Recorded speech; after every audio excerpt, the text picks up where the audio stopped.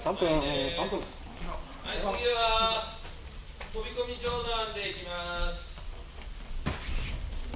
相手にこう構えてもらって、一本ずつ交代交代でいきます。構える。構える。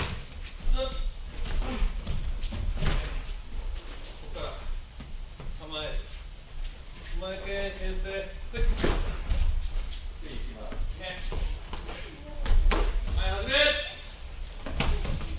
前剣転生から前剣を押さえてから飛び上段。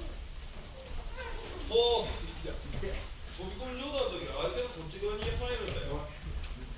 いやいや、こういったらガチーン引いてこっちだよね。そして足を払ってガチンとこう蹴るから。外側に足を入れる。見てて見てて。スローモーションで。ガン引いた足を払ってドンと。だから足外側に入れるのね。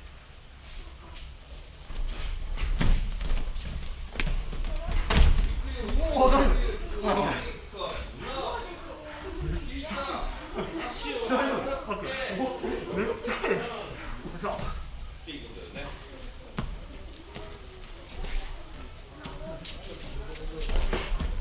こうだよ。構える。フリーしろ。バーン。こっちに入る。足を払って、バーン。ねえねえ。外側に足を入れる。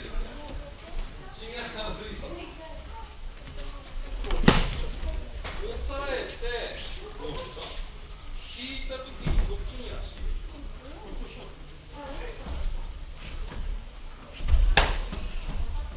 やって。